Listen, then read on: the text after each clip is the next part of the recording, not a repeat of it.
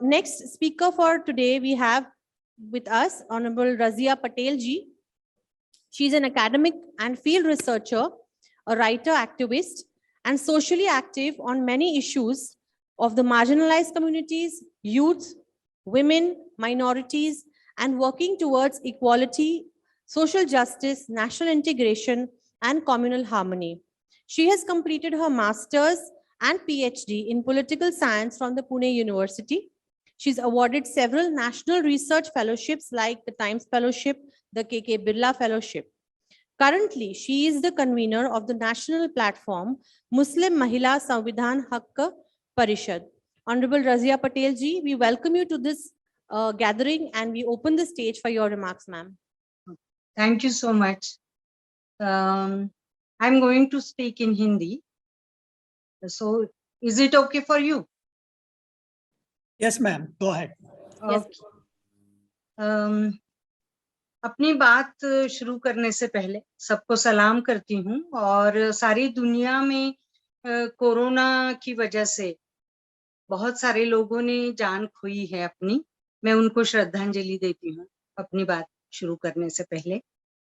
दूसरा मुद्दा मैं ये कहना चाहती हूँ, मैं अप्रिशिएट करना चाहती हूँ कि संकेत मुनोत और जय हिंद पीपल्स मूवमेंट के ऑर्गेनाइजर्स और अमेरिका से भी जो ऑर्गेनाइजर्स है उनको सबको मैं धन्यवाद देती हूँ, क्योंकि ये जो virtual global conference Mahatma Gandhi ji के जन्म दिवस पर के उपलक्ष्य में उन्होंने रखी है, वो मुझे लगता है कि बहुत महत्वपूर्ण बात है आज के दौर में, भारत के लिए भी और पूरी दुनिया के लिए भी। और अमेरिका के प्रेसिडेंट उन्होंने तो कहा ही है कि गांधी जी के विचार उनको भी रास्ता दिखा सकते हैं।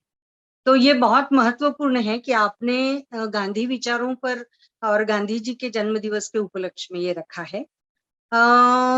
और एक बात मैं यहाँ कहना चाहती हूँ कि आज के दौर में व्हाट्सएप ग्रुप और इंटरनेट के माध्यम से नोइंग गांधीज्म ग्लोबल पोर्टल जो शुरू किया है, व्हाट्सएप ग्रुप शुरू किया है, जिसकी वजह से सैकड़ों युवक गांधी विचारों से जुड़े हैं, वो गांधी जी को समझने की कोशिश कर रहे हैं।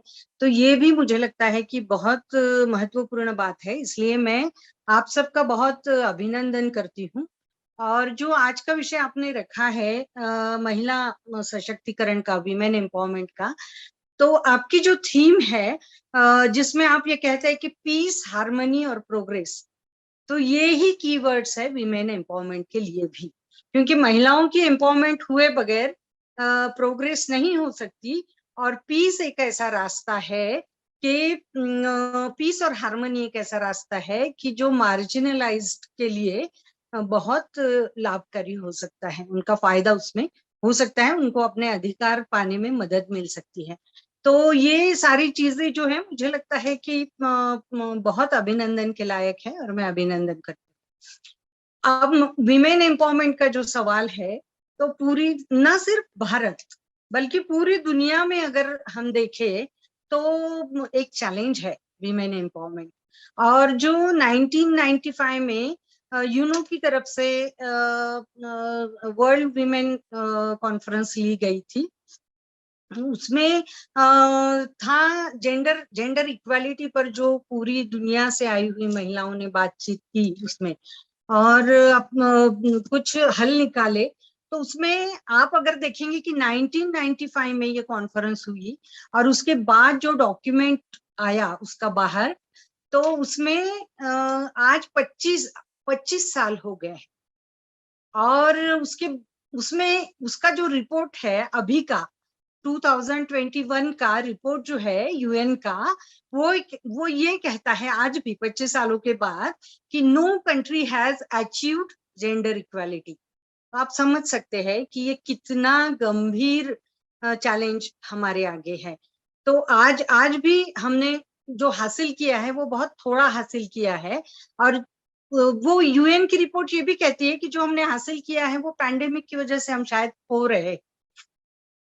तो उसमें ये दिखाई दे रहा है कि पैंडेमिक की वजह से जो असर उन पर हुआ है और पूरी दुनिया में जो माहौल है उसमें महिलाएं घर के भीतर सिमट गई है और उनके काम का कोई मूल्य नहीं है, जबकि यूनो ये कह रहा है कि महिलाओं का घर का काम जो है उसको भी मूल्य है और हमको वो आंका जाना चाहिए। 2020 की आंकड़ेवारी कहती है कि लेबर मार्केट में महिलाओं की भागीदारी 47% थी और पुरुषों की 74% थी।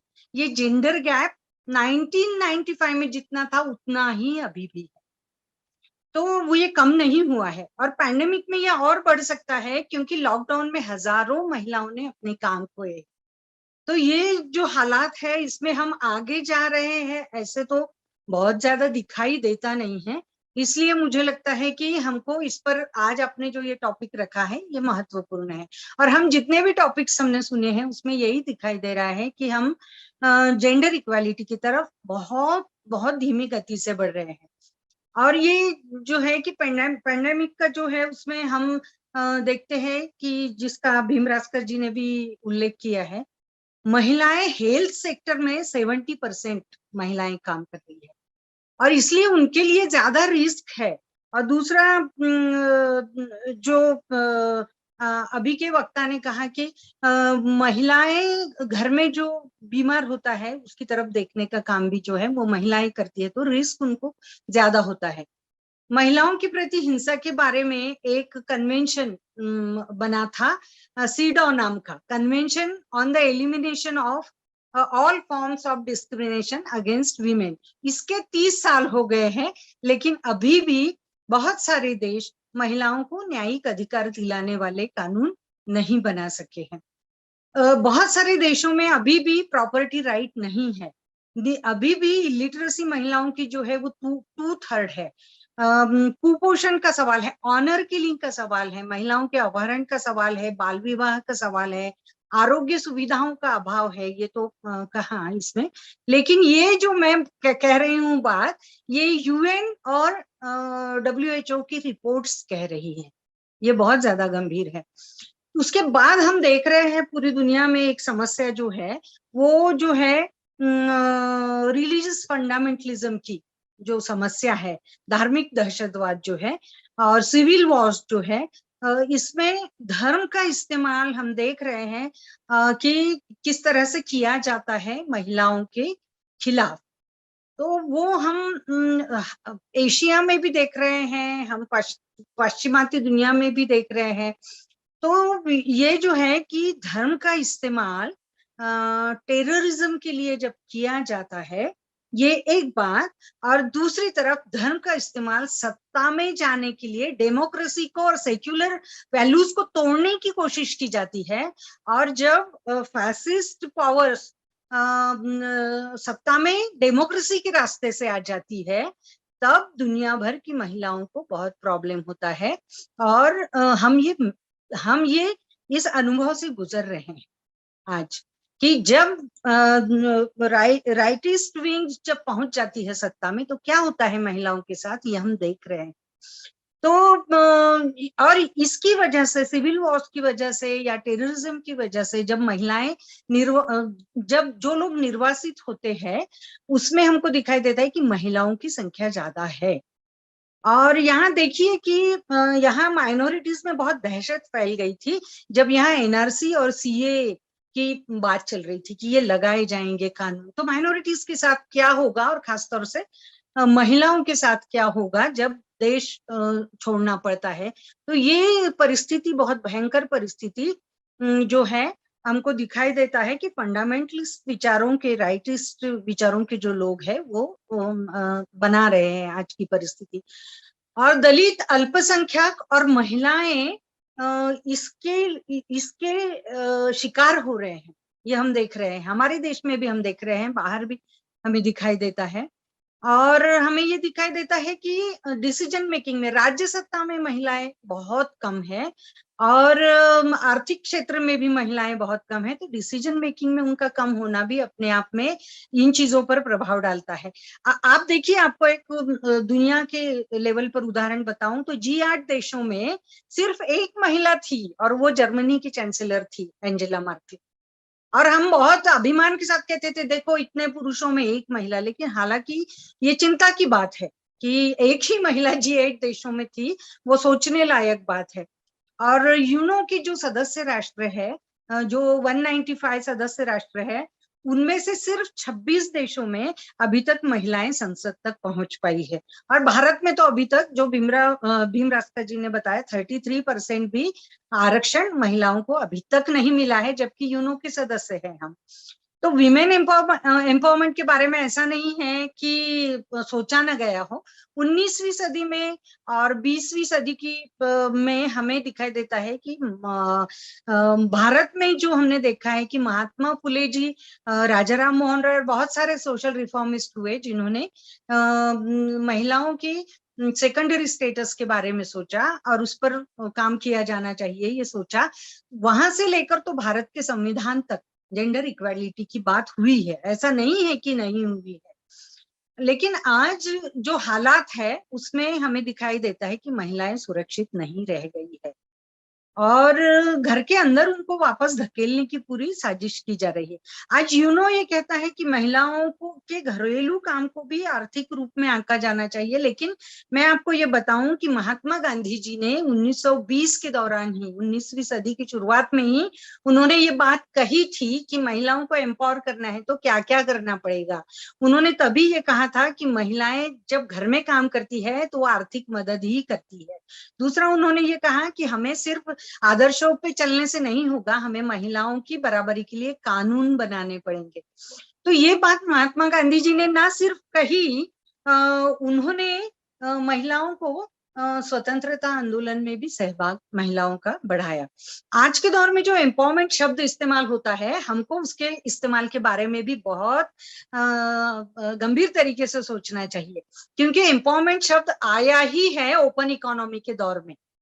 और ओपन इकोनॉमी के दौर में बाजारवाद जो है वो ये सोचता है कि क्रय शक्ति होनी चाहिए लोगों के पास जिससे वो बाजार से खरीदारी कर सके, तो वो एम्पावरमेंट को क्रय शक्ति से जोड़ते हैं सिर्फ।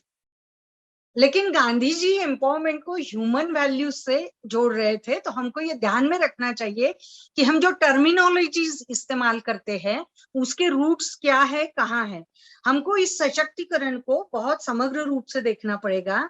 गांधी जी ये कहते हैं कि एम्पावरमेंट की बात आप कर रहे हैं, स्त्री सशक्तिकरण की बात आप करते हैं, तो गांधी जी सवाल खड़ा करते हैं कि क्या महिलाएं सही में अबला है, क्या महिलाएं सही में कमजोर है। तो वो कहते हैं कि महिलाएं अपने आप में कमजोर नहीं है, लेकिन हमको उन कारणों को ढूंढना पड़ेगा जिन्होंने महिलाओं को कमजोर किया, और वो क्या है उनको देखकर उनका निराकरण हमें करना चाहिए। अगर महिलाएं कमजोर हुई है तो वो अपने आप नहीं हुई है। अगर कोई मार्जिनलाइज होता है तो वो इम्पैक्ट होता है, बाय चॉइस कोई मार्जिनलाइज नहीं होता। तो इसके कारण क्या है ये हमको देखने पड़ेंगे और हमको समूलता से नष्ट करने पड़ेंगे। अगर धर्म के नाम से शोषण होता है तो जरूर हमको धर्म चिकित्सा तो करनी ही पड़ेगी, लेकिन हमें सेक्युलरिज्म के बारे में ज्यादा सोचना पड़ेगा, हमें डेमोक्रेसी के बारे में ज्यादा सोचना पड़ेगा, ये वो कह रहे थे। आज जो है 4-5 प्रकार की सत्ताएं काम कर रही है पूरी दुनिया में जिससे हमको लड़ना पड़ेगा। एक है धर्म सत्ता, दूसरी है धन सत्ता, तीसरी है राज्य सत्ता, और चौथी है शस्त्र सत्ता। क्योंकि शस्त्र जब जब चलते हैं, लड़ा वॉर्स जब जब होते हैं, सिविल वॉर्स जब जब होते हैं, इसमें निर्वासित जो होते हैं उनमें महिलाएं ज्यादा होती है और वो अपना घर भी खो देती है। तो शस्त्र सत्ता क्या कर रही है, क्योंकि शस्त्रों का भी तो बाजार है, वो लोग चाहते हैं कि हमारी इकोनॉमी टिकी रहे और हथियार बिकते रहे। तो ये एक चीज है। दूसरा है कि पेट्रियार्की हमको दिखाई देती है इसमें। तो हमको ये सारी चीजों के साथ होलिस्टिक समग्र रूप से हमको संपूर्ण रूप से इसके खिलाफ संघर्ष करना पड़ेगा। ये सिर्फ आइसोलेटेड इशू नहीं है। आज महिलाएं जो अपने अधिकार की लड़ाई लड़ रही है वो वास्तव में मानव अधिकार की लड़ाई है। इसमें महिलाओं ने बहुत जगह लीडरशिप ली है, ये दिखाई देता है। जैसे ग्रेटा थनबर्ग जो एक छोटी बच्ची है, लेकिन वो पर्यावरण के लिए सत्याग्रह करती है। देख लीजिए कि यहाँ उसने गांधी जी के रास्ते से अपनी आवाज उठाई। उसने अपने स्कूल के सामने सत्याग्रह किया और ये हालात पैदा हो गए कि गांधी जी के रास्ते से किए गए इस सत्याग्रह के बाद उसकी आवाज पूरी दुनिया ने सुनी कि एक छोटी अकेली बच्ची पर्यावरण को बचाने के लिए, प्रदूषण रोकने के लिए स्कूल के सामने सत्याग्रह करती है। उसके बाद हम मलाला यूसुफजई को देखते हैं, भारत में उन्हीं की उम्र की दिशा सालियान को देखते हैं, जिसे यहाँ जेल में डाला गया क्योंकि उसने किसानों की साइड ली और वो पर्यावरण के बारे में बात करती है, पर्यावरण आंदोलन की कार्यकर्ता है और उसको जेल जाना पड़ा। मलाला यूसुफजई पर तो हमला हुआ। तो हम देख रहे हैं कि यंग एज की लड़कियां भी आज लीडरशिप कर रही है। दूसरा हमको ये दिखाई देता है कि भारत में जो सारे आंदोलन हुए उसमें महिलाओं की लीडरशिप बहुत बड़ी थी। चिपको आंदोलन आप देख लीजिए, नर्मदा बचाओ आंदोलन आप देख लीजिए, और सबसे बड़ा उदाहरण है शाहीन बाग आंदोलन का, जो माइनॉरिटी की महिलाएं उन्होंने जिस तरह से सत्याग्रह किया गांधीयन तरीके से, और दूसरा संविधान हाथ में लेके। तो मुझे ये दिखाई देता है कि ये जो विमेन एम्पावरमेंट की बात हम कर रहे हैं, तो गांधी जी जो कहते हैं कि महिलाएं नेतृत्व में आएंगी तो कितना बदलाव आ सकता है, इसका उदाहरण ये है। तो युवा महिलाओं ने यहाँ गिरफ्तारी भी दी और माइनॉरिटी की महिलाएं जो है, जिन मुस्लिम महिलाओं को माना जाता है कि उनको तो घर के बाहर नहीं निकलने दिया जाता, तो ऐसी महिलाएं भी आगे आकर उन्होंने संविधान को हाथ में लेकर आंदोलन किया। तो ये जो कुछ आशाओं के मुद्दे हैं वो भी मुझे लगता है कि उम्मीद की किरण है, हमें उसकी तरफ भी देखना चाहिए। 26 देशों में जो महिलाएं राष्ट्र प्रमुख है उन्होंने इस तरह से काम किया है, उनका जिक्र भी आया कि पूरी दुनिया को दखल लेनी पड़ी। और इसमें जो है कि जैसे एंजेला मर्कल जी का तो उसमें उल्लेख है, लेकिन मैं महत्वपूर्ण ये मानती हूँ कि सीरिया के निर्वासितों के लिए जिस तरह से उन्होंने दरवाजे खोले हैं, ये भी अपने आप में गांधीयन मूल्यों का मुझे जो है उससे मैं इसको जोड़ती हूँ, और ये गांधीयन थॉट का स्पिरिट है, ऐसे मुझे लगता है। एलन जॉनसन जो है, एलन जॉनसन सरलीफ जो है, जो लाइबेरिया की पहली महिला राष्ट्र प्रमुख है, उन्होंने अहिंसक सत्याग्रह किया जो गांधी का बताया रास्ता है, और महिला सुरक्षा के लिए उन्होंने आंदोलन किए और जिनको नोबेल प्राइज भी मिला। बेगम हसीना वाजिद जो है, जो फंडामेंटलिज्म से लड़ी और देश को वो आजाद कराने की कोशिश कर रही है फंडामेंटलिज्म से, और उनकी जीडीपी जो है भारत जैसे देश से भी ज्यादा है। तो और जेसिंडा आर्डेन जो है न्यूजीलैंड की राष्ट्र प्रमुख है, जिन्होंने सबसे पहले न्यूजीलैंड को कोरोना से मुक्त किया। तो ये साबित करता है कि अगर महिलाओं को लीडरशिप दी जाए, उनकी बाधाओं को हटाया जाए तो वो दुनिया को बदल सकती है। भारत में महात्मा गांधी जी ने जो आंदोलन चलाया उसमें महिलाओं को साथ लिया, और हमारे संविधान की जो बनाया गया भारत का संविधान, कॉन्स्टिट्यूशन ऑफ इंडिया, उसमें 15 महिलाएं सहभागी थी जिन्होंने अपना योगदान दिया है। जेंडर इक्वालिटी की जो बात है हम करते हैं, तो वो उसमें उन्होंने बहुत महिलाओं ने का भी उसमें योगदान है।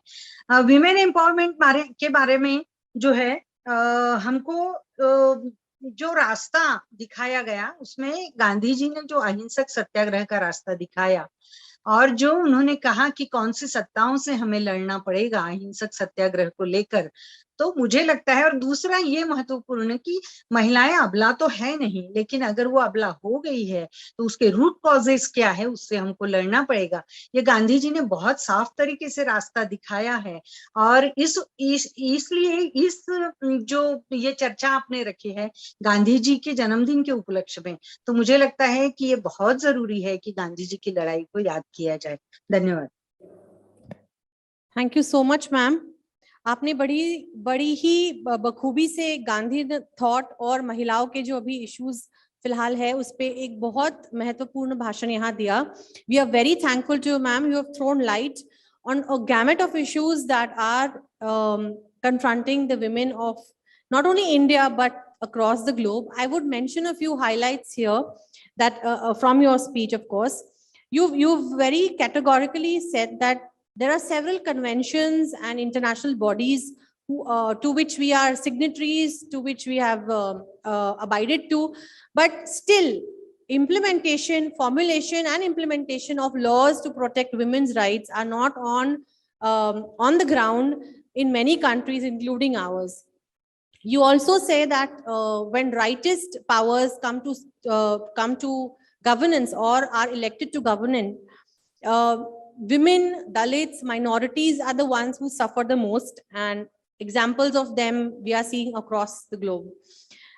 Economic and political sectors are the ones in which women's empowerment need to be focused more effectively, is what Ms. Patel is emphasizing here.